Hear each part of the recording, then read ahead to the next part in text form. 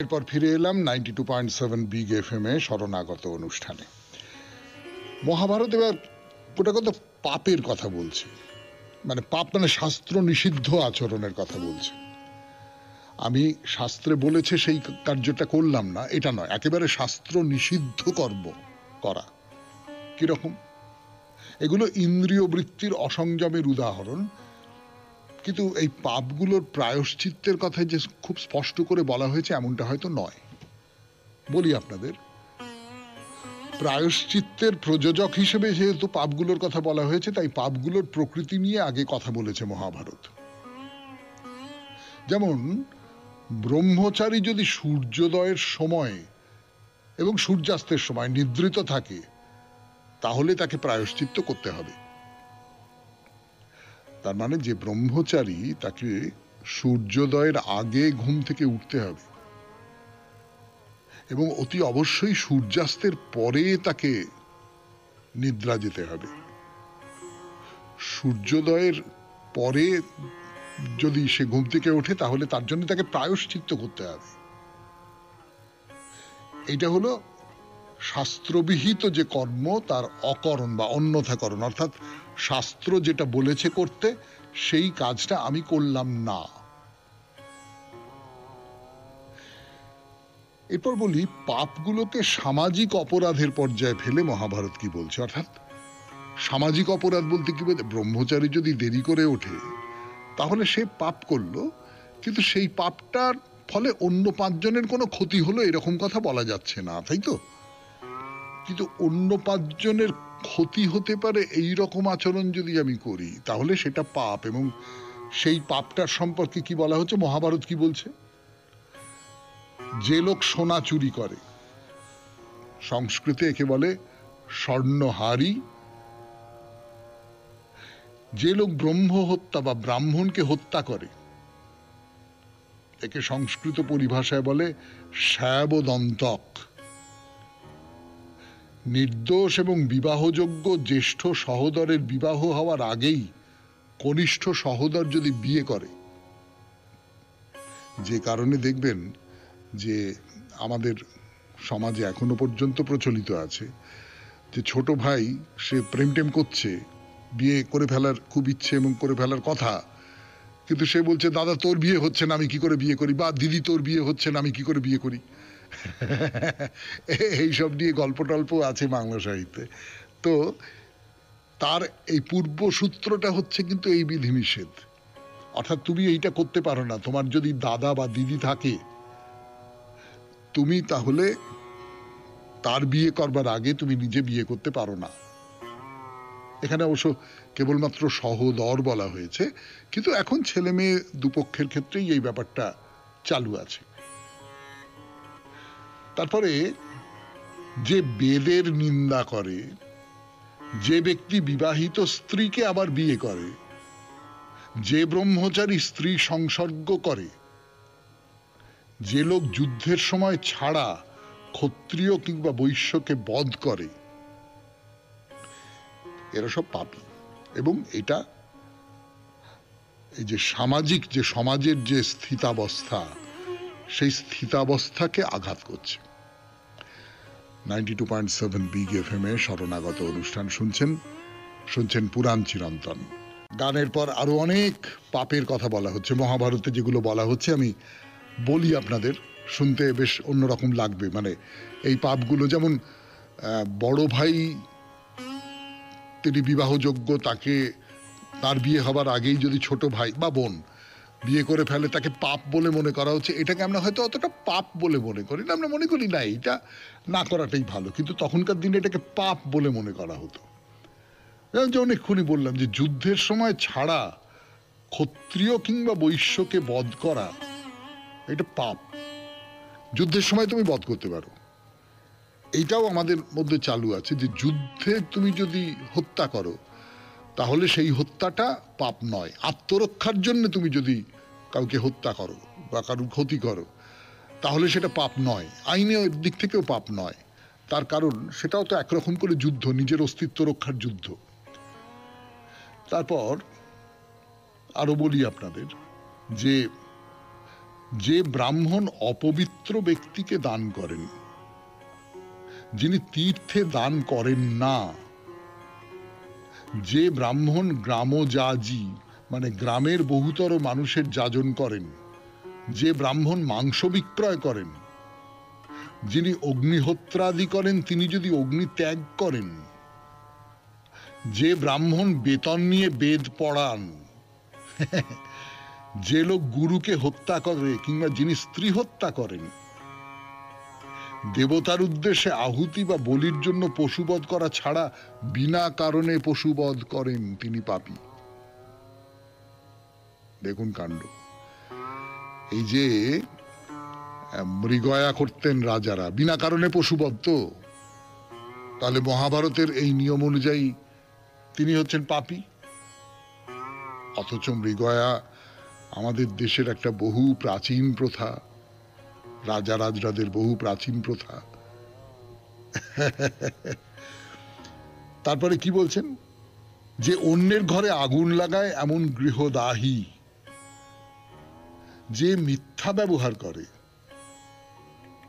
অধ্যাপনার সময় যে গুরুকে বধা, নিজে দান করে যে নিজেই চুরি করে এমন দত্তাপহারক ব্যক্তি, আমরা বলতাম দিয়ে নিলে কালীঘাটের কুকুর হয়, নিজে দান করে আবার নিয়ে নেওয়া, তাকে সংস্কৃতে বলে দত্তাপহারক। এইরকম অজস্র পাপের কথা মহাভারতে বলা হচ্ছে। তার কোনোটা আজকে আর পাপ বলে মনে করা হয় না, আর কোনোটাকে আমাদের সামাজিক আচার বিচার নিয়ম কানুন নিন্দনীয় বলে মনে করা হয়, পাপ বলে মনে করা হয় না। এইরকম করেই তো যুগে যুগে সংজ্ঞা পাল্টায়। শুনলেন পুরাণ চিরন্তন 92.7 বিগ এফএম এ শরণাগত অনুষ্ঠানে। এরপর স্বামী বিবেকানন্দের রচনা থেকে পাঠ। স্বামী বিবেকানন্দের রচনা থেকে পাঠ 92.7 বিগ এফএম এ শরণাগত অনুষ্ঠানে। দ্বৈতবাদী এবং বিশিষ্টাদ্বৈতবাদী উভয়ই স্বীকার করেন আত্মা স্বভাবতই শুদ্ধ, কিন্তু সকর্মদোষে অশুদ্ধ হইয়া পড়ে। দ্বৈতবাদীগণ অপেক্ষা বিশিষ্টাদ্বৈতবাদীগণ আরো সুন্দরভাবে এই তত্ত্বটি প্রকাশ করেন। তাহারা বলেন, জীবের শুদ্ধতা এবং পূর্ণতা সংকুচিত হইয়া পড়ে এবং পুনরায় বিকশিত হয়। আমরা বর্তমানে আত্মার এই স্বভাবত জ্ঞান, শুদ্ধতা ও শক্তি পুনঃপ্রকাশিত করিবার জন্যই চেষ্টা করিতেছি। আত্মার বহু গুণ আছে, কিন্তু এই জীবাত্মা সর্বশক্তিমান সর্বজ্ঞ নয়। প্রত্যেক অসৎকর্ম আত্মার স্বরূপকে সংকুচিত করে এবং প্রত্যেক সৎকর্ম তাহাকে প্রসারিত করে। সকল জীবাত্মাই পরমাত্মার অংশ। জ্বলন্ত অগ্নি হইতে যেমন লক্ষ লক্ষ স্ফুলিঙ্গ নির্গত হয়, অনন্তরূপ ঈশ্বর হইতেও তেমনি এই সকল আত্মা নির্গত হইয়াছে। প্রত্যেকেরই লক্ষ্য এক। বিশিষ্টাদ্বৈতবাদীগণের ঈশ্বর ও ব্যক্তি ভাবাপন্ন, অনন্ত কল্যাণ ও গুণাধার। কেবল তিনি জগতের সর্বত্রই অনুপ্রবিষ্ট হইয়া আছেন। তিনি সর্ববস্তুতে সকল স্থানে অন্তর্লীন হইয়া আছেন। যখন শাস্ত্র বলেন ঈশ্বরই সব, ইহার অর্থ এই যে ঈশ্বর সর্ববস্তুতে অনুপ্রবিষ্ট হইয়া আছেন। তিনি যে দেওয়াল হইয়াছেন তাহা নহে, তিনি দেওয়ালের মধ্যে নিহিত হইয়া আছেন। পৃথিবীতে এমন একটি ক্ষুদ্রতম অংশ, এমন একটি অণুপরমাণু নাই যাহাতে তিনি নাই। সকল জীবাত্মাই সসীম, তাহারা সর্বব্যাপী নয়। যখন তাহাদের শক্তি বিকশিত হয় এবং তাহারা পূর্ণতা লাভ করে, তখন তাহাদের আর জন্ম মৃত্যু থাকে না, তাহারা ঈশ্বরের সহিত অনন্তকাল বাস করিতে থাকে। এইবার আমরা অদ্বৈতবাদ প্রসঙ্গে আসিলাম। আমরা মনে করি ইহাই হইল সকল দেশের সকল যুগের প্রকৃত দর্শন এবং ধর্মের শেষ ও সুন্দরতম পুষ্প। ইহাতেই মানবীয় চিন্তার উচ্চতম বিকাশ দৃষ্ট হয়। যে রহস্য অভেদ্য বলিয়াই বোধ হয়, তাহাও অদ্বৈতবাদ ভেদ করিয়াছে। ইহাই হইল অদ্বৈতবাদী বেদান্ত। অদ্বৈতবাদ এরূপ নিগূঢ়, এরূপ উচ্চ যে ইহা জনসাধারণের ধর্ম হইতে পারে না। যে ভারতবর্ষে ইহার জন্ম এবং যেখানে ইহা বিগত ৩ সহস্র বৎসর ধরিয়া পূর্ণ গৌরবে রাজত্ব করিতেছে, সেখানেও ইহা জনসাধারণকে উদ্বুদ্ধ করিতে পারে নাই। আমরাও ক্রমশ দেখিব যে কোন দেশের অতি চিন্তাশীল নরনারীর পক্ষেও অদ্বৈতবাদ হৃদয়ঙ্গম করা কঠিন। আমরা নিজেদের এরূপ দুর্বল, এরূপ হীন করিয়া ফেলিয়াছি যে আমরা বড় বড় দাবি করিতে পারি, কিন্তু স্বভাবত আমরা অন্যের উপর নির্ভর করিতে চাই। আমরা যেন ক্ষুদ্র ক্ষুদ্র দুর্বল চারা গাছের মতো সর্বদাই একটা অবলম্বন চাই। কতবার একটি সহজ আরামের ধর্ম সম্বন্ধে বলিবার জন্য আমি অনুরুদ্ধ হইয়াছি। অতি অল্প লোকই সত্যের কথা শুনিতে চায়, অল্পতর লোক সত্য জানিতে সাহস করে, অল্পতম লোক সেই সত্যকে ব্যবহারিক জীবনে প্রতিষ্ঠিত করিতে সাহসী হয়। ইহা মানুষের দোষ নহে, ইহা মস্তিষ্কের দুর্বলতা। যে কোনো নূতন তত্ত্ব, বিশেষ করিয়া উচ্চ তত্ত্ব, বিশৃঙ্খলা সৃষ্টি করে। মস্তিষ্কের ভিতর যেন একটি নূতন চিন্তা প্রণালী উদ্ভাবনের চেষ্টা করে, এবং ইহাতে মানুষের সমগ্র জীবন বিপর্যস্ত হইয়া যায় এবং মানুষ সমতা হারাইয়া ফেলে। তাহারা পূর্ব হইতেই বিশেষ ধরনের পরিবেশে অভ্যস্ত, এবং সেই জন্য তাহাদের প্রাচীন পারিবারিক, নাগরিক, শ্রেণীগত, দেশগত বহু এবং বিবিধ কুসংস্কার, সর্বোপরি প্রত্যেক মানুষের স্বীয় অন্তর্নিহিত বহু কুসংস্কার জয় করিতে হয়। তাহা সত্ত্বেও পৃথিবীতে এরূপ জন কয়েক সাহসী ব্যক্তি আছেন, যাহারা সত্য উপলব্ধি করিতে সাহসী হন, সত্য গ্রহণ করিতে সাহসী হন, শেষ পর্যন্ত সত্য অনুসরণ করিতে সাহসী হন। শুনলেন স্বামী বিবেকানন্দের রচনা থেকে পাঠ। 92.7 বিগ এফএম এর শরণাগত অনুষ্ঠানে এখন ভগবদ্গীতা। গীতার ভূমিকা, রচনা স্বামী রঙ্গনাথানন্দজি। যতটা পড়েছিলাম তারপর থেকে পড়ে শোনাই আপনাদের 92.7 বিগ এফএম এর শরণাগত অনুষ্ঠানে। এবং এই আধুনিক যুগে স্বামী বিবেকানন্দ সব রকম জাতপাতের বিচার ও অস্পৃশ্যতার ভয়ানক সমালোচনা করে মানবীয় ক্রমবিকাশের পথে এই ব্রাহ্মণত্বের আদর্শকে সবার উপরে তুলে ধরেছেন। ভারতের ভবিষ্যৎ সম্বন্ধে তার বক্তৃতায় তিনি বলেছেন, ভারতে ব্রাহ্মণই মনুষ্যত্বের চরম আদর্শ। শঙ্করাচার্য তার গীতা ভাষ্যের ভূমিকায় এটি অতি সুন্দরভাবে প্রকাশ করেছেন। শ্রীকৃষ্ণের অবতরণের কারণ বলতে গিয়ে তিনি বলেছেন, শ্রীকৃষ্ণ ব্রাহ্মণত্ব রক্ষা করবার জন্য অবতীর্ণ হয়েছিলেন, এইটাই ছিল তার অবতরণের মহান উদ্দেশ্য। এই ব্রাহ্মণ, এই দিব্য মানব, ব্রহ্মজ্ঞ পুরুষ, এই আদর্শ ও পূর্ণ মানবকে থাকতে হবে, তার লোভ হলে চলবে না। সেই সঙ্গে জাতপাতের অশুভ প্রভাব, বিশেষত উচ্চবর্ণের বিশেষাধিকারের দাবির প্রসঙ্গে তিনি বলেছিলেন, একচেটিয়া অধিকারের দিন চলে গিয়েছে। প্রত্যেক অভিজাত জাতির কর্তব্য নিজের সমাধি নিজে খনন করা, আর যত শীঘ্র তারা এ কার্য করে ততই তাদের পক্ষে মঙ্গল। যত বিলম্ব হবে ততই তারা পচবে, আর ধ্বংস তত ভয়ানক হবে। আধুনিক শতকগুলিতে ব্রাহ্মণ নামক সেই মহান শব্দটিকে আমরা বিকৃত করে ফেলেছি। এখন এর মানে এসে দাঁড়িয়েছে জাতপাতে আবদ্ধ উন্নাসিক একজন মানুষ, যে রজঃ ও তমঃতে পূর্ণ, যার মধ্যে সত্যের লেশ মাত্র নেই, এবং যে অন্য সব জাতের মানুষকে নিচু চোখে দেখে। বিগত 1000 বছর ধরে এমন একটি মহান শব্দের অবনমন ঘটিয়ে চলেছে ব্রাহ্মণেরা। স্বল্প সুবিধা প্রাপ্ত বা সর্বসুবিধা বঞ্চিত বিপুল জনগোষ্ঠীর মধ্যে থেকে তারা নিজেদের জন্য বিশেষ সুযোগ সুবিধা দাবি করে এসেছে। আধুনিক ভারতীয় বিবেকের বিরুদ্ধে বিদ্রোহ করেছে এবং ভারতীয় সমাজকে এই অশুভ প্রভাব থেকে মুক্ত করতে শক্তিশালী পদক্ষেপ গ্রহণ করেছে। উপনিষদ থেকে এবং পরবর্তীকালে বুদ্ধ ও শঙ্করাচার্য প্রমুখ আচার্যদের মাধ্যমে আমরা এই শিক্ষা পেয়েছি যে ব্রাহ্মণ শব্দটির অর্থ হলো এমন একজন মানুষ যিনি ব্রহ্ম সম্পর্কে জ্ঞাত হয়ে সম্বন্ধে পরিণত হয়েছেন প্রেম ও করুণায় পূর্ণ একক ব্যক্তিত্বে। শঙ্করাচার্যের ভূমিকার এই অংশে ব্যবহৃত শব্দটির তাৎপর্য হল ব্রাহ্মণের বিমূর্ত রূপ, ব্রাহ্মণত্ব, যা বলতে বোঝায় বিশেষ এক মানবীয় অবস্থাকে, বিশেষ কোনো ব্যক্তি বা শ্রেণীকে নয়। ব্রাহ্মণত্ব মানে হলো মানবীয় বিকাশের উচ্চ এক পর্যায়, যা কোনো বিশেষ জাতি, শ্রেণী বা দেশের মধ্যে সীমাবদ্ধ নয়। ব্রাহ্মণ পদবাচ্য মানুষ রয়েছেন রাশিয়ায়, আমেরিকায়, চীনে এবং অন্য সব স্থানে। চমৎকার একটি ভাব আমাদের আছে, সেটি এই যে ঈশ্বরের অবতার পৃথিবীতে আবির্ভূত হন। তিনি কোনো সামাজিক সংস্কার শুরু করেন না, কারণ সেটা সমাজ সমস্যার খুব ওপর থেকে একটা প্রতিকার প্রচেষ্টা মাত্র।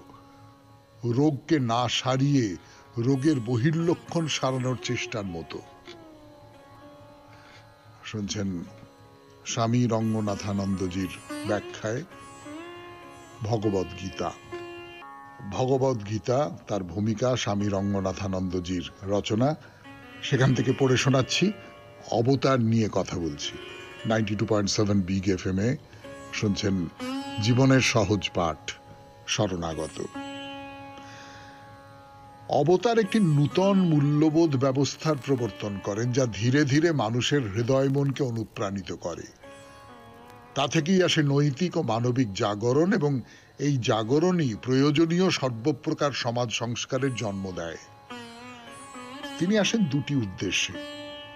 একটি হলো সনাতন ধর্মের মহিমা ও সর্বজনীনতা প্রতিষ্ঠা করা, অপরটি হলো সেই আদর্শ মানুষকে রক্ষা করা যিনি নৈতিক ও আধ্যাত্মিক মূল্যবোধের প্রতিমূর্তির স্বরূপ এবং যিনি মানবীয় ক্রমবিকাশের লক্ষ্য স্বরূপ ব্রাহ্মণত্ব নামক অবস্থায় উপনীত হয়েছেন।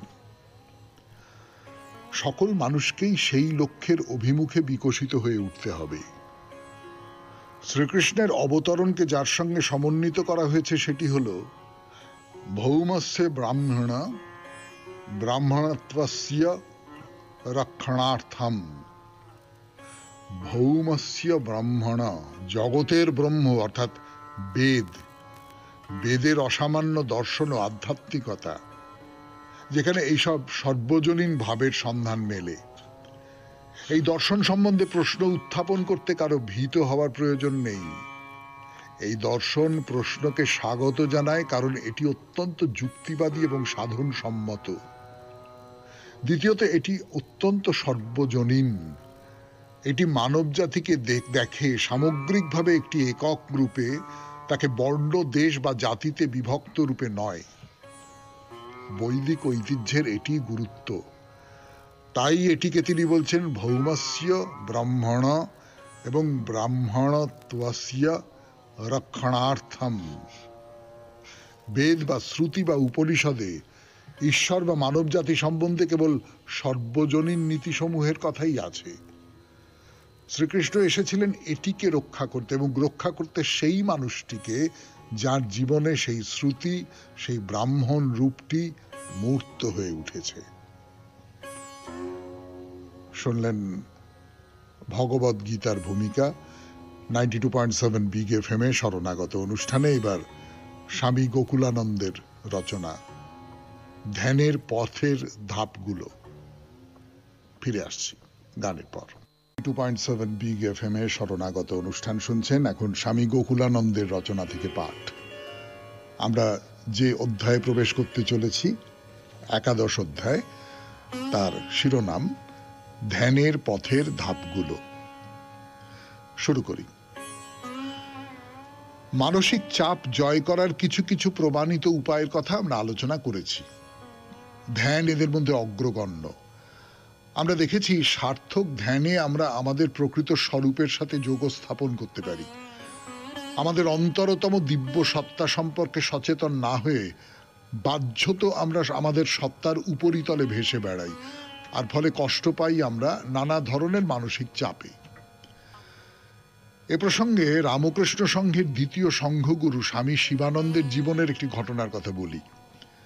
স্বামী শিবানন্দ, মহাপুরুষ মহারাজ নামেই যিনি সমধিক পরিচিত, সেই সময় তীব্র হাঁপানিতে কষ্ট পাচ্ছিলেন।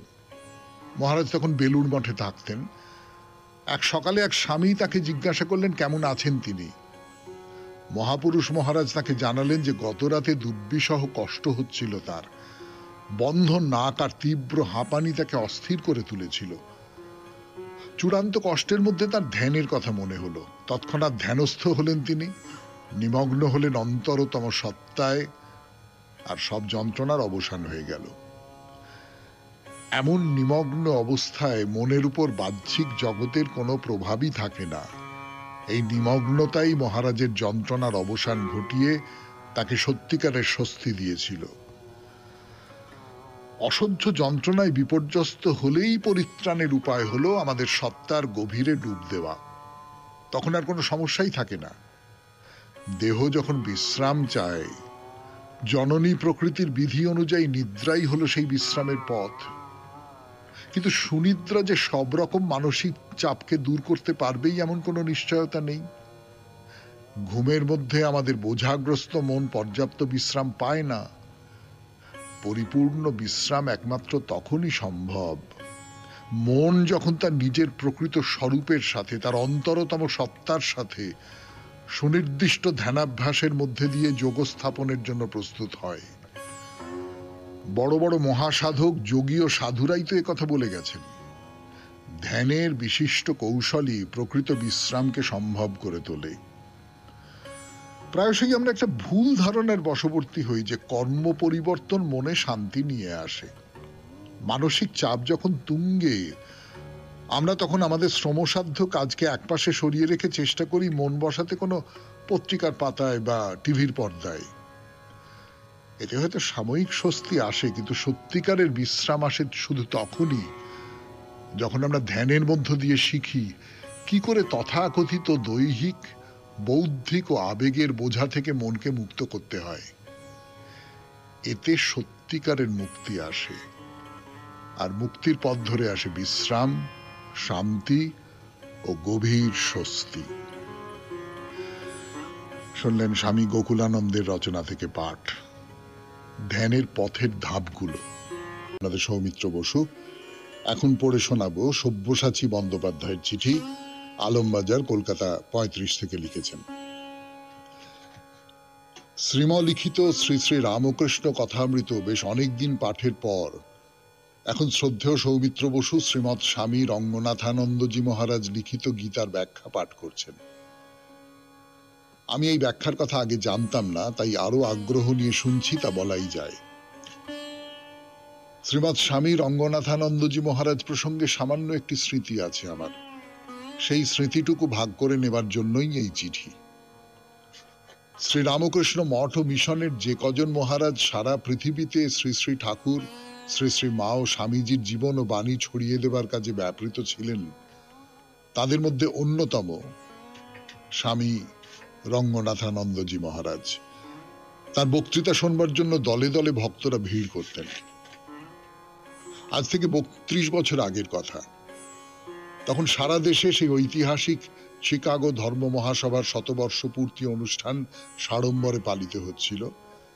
কলকাতার লেক স্টেডিয়ামে মূল অনুষ্ঠানটি হয়েছিল। সেই অনুষ্ঠানে সভাপতিত্ব করেছিলেন স্বামী রঙ্গনাথানন্দজি। ওই অনুষ্ঠানে উপস্থিত থাকার সুযোগ হয়েছিল আমার। সেদিন অন্যান্য বক্তাদের বক্তব্য রাখবার পর তিনি বক্তব্য রাখলেন। সুন্দর বাচন ভঙ্গিমায় থেমে থেমে সহজ ও সাবলীল ভাবে প্রায় ৩০ মিনিট ধরে বলা তার কথা শুনে প্রাণিত হয়েছিলাম। সভার পরে সামান্য আহার করছেন মহারাজ, আমি গিয়ে প্রণাম করলাম। আমার দিকে তাকিয়ে হাসলেন মহারাজ। আমি অটোগ্রাফ নেবার জন্য খাতা বাড়ালাম। কত সকাল থেকে এত মানুষ এখানে এসেছেন, সবই সেই বন্ধুর জন্য। স্বামীজিকে বন্ধু করে জীবনে চললে দেখবে সব সমস্যা দূরীভূত হয়েছে। অটোগ্রাফ দিয়ে খাতাটা আমাকে দিয়ে বললেন মহারাজ। যখন চলে আসছি তখন আরেকবার প্রণাম করলাম। আমার মাথায় হাত দিয়ে বললেন, স্বামীজির কথা এত বলি সব জায়গায়, ফুরোয় না, মনে হয় আরো বলি। সত্যি তাই। তার কথা শুনলে মনে হতো যেন ফুরোয় না এই কথা। আজও যখন তার কথা শুনি, তার লেখা পড়ি, তখন মনে হয় সেই দিনের কথা, পূজনীয় মহারাজের সেই পবিত্র সান্নিধ্যের কথা, যা আমার সারা জীবনের সম্পদ হয়ে আছে। শ্রদ্ধেয় সৌমিত্র বসু সহ শরণাগত পরিবারের সকলের প্রতি সশ্রদ্ধ প্রণাম জানাই। সব্যসাচী বন্দ্যোপাধ্যায়, আলমবাজার, কলকাতা ৩৫। হ্যাঁ সব্যসাচী বাবু, আপনি এই যে সাধু সংসর্গ করেছেন, এর আগেও আপনি কারুর কথা বলেছেন, তাদের সঙ্গে আলাপ হয়েছে আপনার।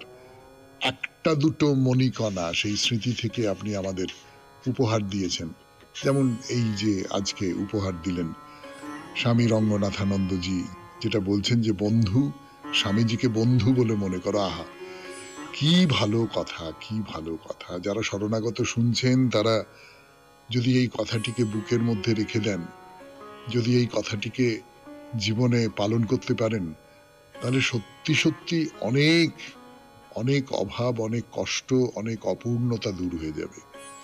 আপনাকে অনেক ধন্যবাদ সুভাষিস বাবু। এবার তাহলে বাইরে দূরে বোদাগঞ্জের কথা 92.7 বিগ এফএম এ শরণাগত অনুষ্ঠানে আমি আপনাদের সৌমিত্র বসু। নমস্কার নমস্কার নমস্কার নমস্কার নমস্কার নমস্কার নমস্কার আপনাদের সবাইকে সবাইকে সবাইকে নমস্কার জানাচ্ছে আপনাদের সৌমিত্র বসু। সবাইকে অজস্র শুভকামনা জানাচ্ছে, সবাইকে স্বাগত জানাচ্ছে আজকের এই শরণাগত অনুষ্ঠানে, এবং সবাইকে শুভ সকাল জানাচ্ছে। শুভ হোক, শুভ হোক, সকলের শুভ হোক, সকলের ভালো হোক, সকলের মঙ্গল হোক। আমরা সবাই যেন প্রসন্ন থাকি, আনন্দিত থাকি, মজা করে থাকতে পারি। এই তো, এইটুকুই তো কামনা। আজকে দুটি কারণে বিশেষ দিন, একজনের জন্মদিন আর একজনের প্রয়াণ দিবস। দুজনেই স্বাধীনতা সংগ্রামী। একজন তো লোকমান্য বাল গঙ্গাধর তিলক, তার জন্মদিন আজকে। 1856 খ্রিস্টাব্দের এই 23শে জুলাই তিনি জন্মগ্রহণ করেছিলেন। আপনারা সকলেই জানেন যে খুব জাতীয়তাবাদী একজন কট্টর দেশনেতা, এবং এই যে গণেশ পূজা উৎসব বা শিবাজি উৎসব, এইগুলোর প্রচলন তিনি করেছিলেন, পত্রিকা বার করেছেন। আরেকজন হচ্ছেন আমাদের এই বাংলার দেশপ্রিয় যতীন্দ্রমোহন সেনগুপ্ত। তিনিও খুব বড় মাপের একজন স্বদেশ ভক্ত মানুষ ছিলেন। এবারে বলি বেণী মাধবশীলের পঞ্জিকা অনুযায়ী আজকের দিনটার কথা। আজকে 6ই শ্রাবণ 1432, ইংরেজি 23শে জুলাই 2025, বুধবার। আজ চতুর্দশী। সূর্যোদয়ের সময় ভোর 5:06, সূর্যাস্তের সময় সন্ধে 6:21। নক্ষত্র আর্দ্রা। আজকে জন্মে মিথুন রাশি, শূদ্রবর্ণ, মতান্তরে বৈশ্যবর্ণ, নরগণ। সন্ধে 6:34 গতে দেবগণ। আমাদের হোয়াটসঅ্যাপে চিঠি পাঠাবার নাম্বার 9831922927। চিঠির গোড়ায় অতি অবশ্যই SG লিখতে হবে। এবারে বলি আজকের অনুষ্ঠান সম্পর্কে। পুরাণ চিরন্তনে আমরা প্রায়শ্চিত্ত নিয়ে কথা বলছি। প্রায়শ্চিত্ত, তার কত রকম ধরন হতে পারে, কত কি হতে পারে, সেই প্রায়শ্চিত্ত থেকে কি করে, মানে প্রায়শ্চিত্ত কিভাবে করা যেতে পারে, পাপ থেকে কিভাবে মুক্তি পাওয়া যেতে পারে, সেই সমস্ত নিয়ে কথাবার্তা হচ্ছিল। আরো কিছু কথা বলা হবে। তারপরে স্বামী বিবেকানন্দের রচনা থেকে পাঠ, আত্মা। এই আত্মা নামক যে বক্তৃতা, যার বাংলা অনুবাদ আমাদের সামনে, সেখান থেকে আরো খানিকটা অংশ পড়ে শোনাবো। তারপরে ভগবদ গীতার ভূমিকা, স্বামী রঙ্গনাথানন্দজির রচনা শোনাবো স্বামী গোকুলানন্দজির মানসিক চাপ জয় করার উপায় থেকে। তারপরে তো আপনাদের চিঠিপত্র, এবং শেষে বাইরে দূরে। আমরা এখন উত্তরবঙ্গে আছি। 92.7 বিগ এফএম এ শরণাগত অনুষ্ঠান শুনছেন। আমি আছি আপনাদের সঙ্গে, আপনাদের সৌমিত্র বসু। ফিরে আসছি পুরাণ চিরন্তন নিয়ে। ভ্রামরীর কথা বলবো। বোদাগঞ্জের দেবী ভ্রামরী 51 পীঠের অন্যতম পীঠ এটি। তো সেই দেবী ভ্রামরী বা এই ত্রিশ্রোতার যে দেবী, তিনি অরুণাসুরকে বধ করেছিলেন। অরুণাসুরকে কিভাবে বধ করেছিলেন সেই কথা জানাই আপনাদের। বধ করেছিলেন মৌমাছি রূপে। এই যে ভ্রামরী নামটা আপনাদের আগেও বলেছি, ভ্রামরী, ভ্রমর, ভীমরুল, অর্থাৎ তীক্ষ্ণ সুর আক্রমণ করে, এই রকম একটা রূপ আছে দেবীর। দেবীকে মৌমাছি রূপে কল্পনা করা হয়েছে। তো অরুণাসুরকে বধ করেছিলেন শত শত ভ্রমরের রূপ ধরে, বিষাক্ত দংশনের মাধ্যমে। অনেক অনেক অনেক মৌমাছি একসঙ্গে জুড়ে গেল, একসঙ্গে এসে তারা অরুণাসুরকে নানান দিক থেকে কামড়ে দিচ্ছে, দংশন করছে, আক্রমণ করছে। অরুণাসুর সেই যে আক্রমণ, সেই আক্রমণে পর্যদস্ত হয়ে মরে গেল। তো এই হলো ভ্রামরী দেবীর যে মাহাত্ম্য, অরুণাসুরকে বধ করবার যে মাহাত্ম্য। এইসব তো বলা হলো, এবারে চলুন একেবারে সরাসরি মন্দিরের দিকে যাওয়া যাক। কিন্তু তার আগে একটা ছোট্ট কথা একটু বলে নি। জায়গাটার নাম তো হচ্ছে বোদাগঞ্জ। বোদাগঞ্জ নামটা কিন্তু ভালো না, না? বোদাগঞ্জ, বোদা বললে আমরা তো বুঝি যে কি বুঝি বলুন তো, মানে বোদা টাইপের লোক, মানে বোকা, কিছু বোঝে না, হ্যাঁ, আবর, এইরকম সব আমাদের মনে হয়। তো তো একটা জায়গার নাম বোদাগঞ্জ, এইটা কেন এরকম হয়েছে? জায়গা তো আর বোকা হয় না, আর কোন একটা জায়গার সমস্ত মানুষ তারাও সকলে বোকা, বোদা, এরকমটাও হতে পারে না। কিন্তু যে কথাটা বলবো সেটা হচ্ছে যে এই জায়গাটা বড় সুন্দর, বড় সুন্দর। এমনিতে একটু পাহাড়ি জায়গা, কিন্তু চারপাশে গাছপালা, জঙ্গল, ভারী চমৎকার। মানে আপনি মন্দিরের কথাটা যদি ভুলে যান, ভুলে গিয়েও একটু ছুটি কাটাবার জন্য এখানে আসতে পারেন, তাহলে সেটাও খুব ভালো। তো সেই বোদাগঞ্জে এসেছি আমরা, আমরা মন্দিরের কথাটাই বলবো। তাহলে চলুন মন্দিরের দিকে এগিয়ে যাই। খুব চমৎকার পরিচ্ছন্ন রাস্তা ধরে আমরা এগিয়ে চলেছি, সোজা সোজা একটা রাস্তা মন্দিরের দিকে এগিয়ে যাচ্ছে, পাথরে বাঁধানো রাস্তা, একদম সোজা সরল রেখা, এবং দুপাশে গাছপালা, সবুজ মাঠ। মন্দিরের সামনে তো আপনারা সকলেই জানেন যে সব মন্দিরে পুজো দেওয়া হয়, যে পুজোর সামগ্রী বিক্রি হয়। আর এটা তো 51 পীঠের একটি, ফলে প্রচুর মানুষ আসেন। তো এখানে পূজার সামগ্রী বিক্রি হয়, কিন্তু এই যে পশারি, এরা এত সুন্দর করে রয়েছেন, না দেখলে মন ভালো হয়ে যাবে। মানে মাঝখান দিয়ে রাস্তা চলে গেছে, তো দুপাশে সার বেঁধে বড় বড় সব রং বেরঙের ছাতা, ওই যে লাল সাদা এরকম সব ছাতা হয় না, সেই রকম ছাতা, তার নিচে পশারিরা দোকান সাজিয়ে বসেছেন।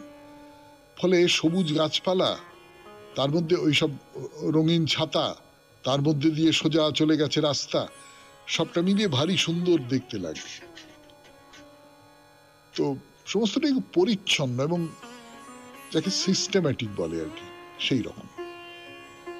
শুনছেন বোদাগঞ্জের সতীপীঠের কথা, ভ্রামরী দেবীর মন্দিরের দিকে যাচ্ছি আমরা। গান শেষ করে আবার কথা শুরু করছি 92.7 বিগ এফএম এ শরণাগত অনুষ্ঠানে। তো এরকম বেশ খানিকটা পথ, বেশ অনেকখানি আপনাকে এগোতে হবে, ছাড়া ছাড়া দোকান, সেগুলো পার হয়ে এবার বাঁদিকে মোড় ফিরলেন, দেখলেন একটা টিনের চালা আছে। খুব বড় মন্দির নয় কিন্তু, মানে আমরা প্রচুর বড় বড় মন্দির দেখে এসেছি, তো বহু কারুকার্য করা মন্দির দেখে এসেছি, তো সেসব কিছু না, এমনি একটা টিনের চালা তেকোনা হয়ে উঠে গেছে, এবং সেইখানে লেখা রয়েছে ভ্রামরী দেবীর মানুষ পুত্র। মানুষ পুত্র, আমি জানি না মানুষ পুত্র কথাটা কেন লেখা হয়েছে। মানস পুত্র কথাটার একটা মানে হয়, যদিও এটা তো ভ্রামরী দেবীরই মন্দির, মানুষ পুত্র কি করে হবে? কোন মানস পুত্র তৈরি করে দিয়েছিলেন সেই সূত্র ধরে কিনা আমি জানি না, মানে এর এর এর বানান ভুলের কারণে কিনা, বা মানুষ পুত্রই বা কেন আমি বলতে পারবো না। পরে যদি সুযোগ পাই তাহলে ভাববার চেষ্টা করবো, আর যদি সুযোগ না পাই তাহলে এটাই রইল। তো যাই হোক, ভেতরে ঢুকে গেলাম, হলুদ রঙের ওই টিনের চালা, তার নিচ দিয়ে এগিয়ে যাচ্ছি, এবং এই যে মাথার উপরে এই যে টিনের যে তেকোনা শেড, এই শেডটা একেবারে লম্বা হয়ে চলে যাচ্ছে বেশ খানিকটা। যাওয়ার পর একটা সিঁড়ি, সিঁড়ি দিয়ে একটু নামতে হবে আপনাকে, নেমে আবার সোজা রাস্তা চলে গেছে মন্দিরের দিকে, বেশ খানিকটা রাস্তা। মন্দিরের রাস্তা বলে মনে হয় না, কিন্তু বাঁদিকে সাদা রঙের একটা লম্বা বাড়ি, খানিকটা ব্যারাকের মতো দেখতে বলে মনে হয়। ডান দিকে মাঠ, এই চলেছি চলেছি। ও হো হো হো হো হো হো, একটা কথা বলা হয়নি, এই যে মন্দিরের দরজা দিয়ে ঢুকলেন, তারপর রাস্তায় পড়বো, ওই দরজা দিয়ে ঢোকার মুখে কিন্তু একটা ঘন্টা রয়েছে, অর্থাৎ ঢোকবার মুখে আপনি ঘন্টাটা বাজিয়ে দেবেন, অতি অবশ্যই। হ্যাঁ, যাকি, চলুন এগিয়ে যাই। এই এগিয়ে যাওয়াতেই শেষ করি আজকের শরণাগত। 92.7 বিগ এফএম এ শরণাগত অনুষ্ঠানে হোয়াটসঅ্যাপে চিঠি পাঠাবার নাম্বার 9831922927। চিঠির গোড়ায় অতি অবশ্যই SG লিখতে হবে। রোজকার মতো রবীন্দ্রনাথের কবিতা দিয়ে শেষ করব।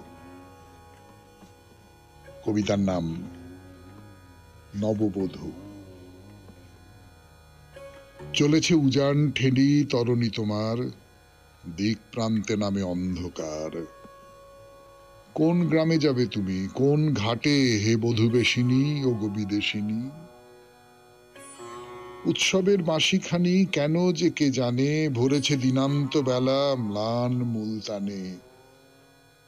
তোমারে পরালো সাজ মিলি সখী দল, গোপনে মুছিয়া অশ্রু জল। মৃদুস্রোত নদীখানি ক্ষীণ কলকলে, স্তিমিত বাতাসে যেন বলে, কত বধূ গিয়েছিল কতকাল এই স্রোতবাহী, তীর পানে চাহি।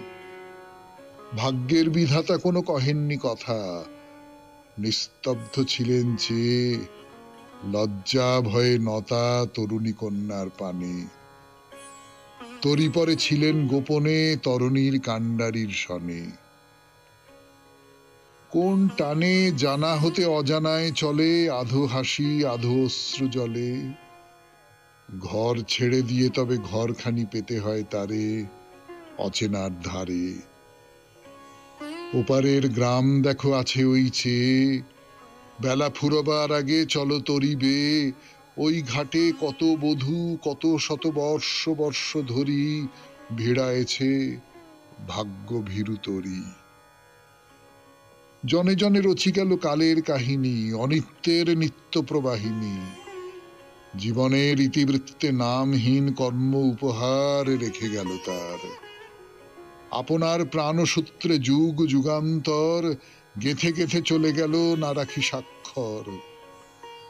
ব্যথা যদি পেয়ে থাকে, না রহিল কোনো তার ক্ষত, লভিল মৃত্যুর সদাব্রত।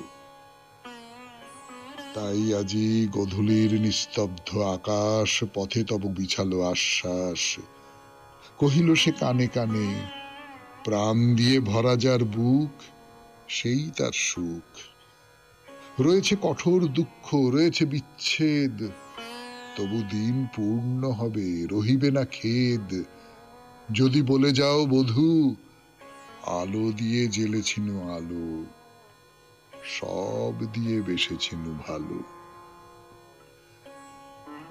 খুব ভালো থাকবেন, আনন্দে থাকবেন। নমস্কার। ফিরে এলাম 92.7 বিগ এফএম এ শরণাগত অনুষ্ঠানে।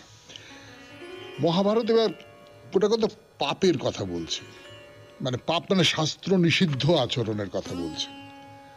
আমি শাস্ত্রে বলেছে সেই কার্যটা করলাম না এটা নয়, একেবারে শাস্ত্র নিষিদ্ধ কর্ম করা। কিরকম? এগুলো ইন্দ্রিয় বৃত্তির অসংযমের উদাহরণ। কিন্তু এই পাপগুলোর প্রায়শ্চিত্তের কথা যে খুব স্পষ্ট করে বলা হয়েছে এমনটা হয়তো নয়। বলি আপনাদের, প্রায়শ্চিত্তের প্রযোজক হিসেবে যেহেতু পাপগুলোর কথা বলা হয়েছে, তাই পাপগুলোর প্রকৃতি নিয়ে আগে কথা বলেছে মহাভারত। যেমন ব্রহ্মচারী যদি সূর্যোদয়ের সময় এবং সূর্যাস্তের সময় নিদ্রিত থাকে, তাহলে তাকে প্রায়শ্চিত্ত করতে হবে। তার মানে যে ব্রহ্মচারী, তাকে সূর্যোদয়ের আগে ঘুম থেকে উঠতে হবে এবং অতি অবশ্যই সূর্যাস্তের পরে তাকে নিদ্রা যেতে হবে। সূর্যোদয়ের পরে যদি সে ঘুম থেকে ওঠে, তাহলে তার জন্য তাকে প্রায়শ্চিত্ত করতে হবে। এটা হলো শাস্ত্রবিহিত যে কর্ম, তার অকরণ বা অন্যথাকরণ, অর্থাৎ শাস্ত্র যেটা বলেছে করতে, সেই কাজটা আমি করলাম না। এরপর বলি, পাপগুলোকে সামাজিক অপরাধের পর্যায়ে ফেলে মহাভারত কি বলছে। অর্থাৎ সামাজিক অপরাধ বলতে কি বলতে, ব্রহ্মচারী যদি দেরি করে ওঠে, তাহলে সে পাপ করলো, কিন্তু সেই পাপটার ফলে অন্য 5 জনের কোনো ক্ষতি হলো এরকম কথা বলা যাচ্ছে না, তাই তো? কিন্তু অন্য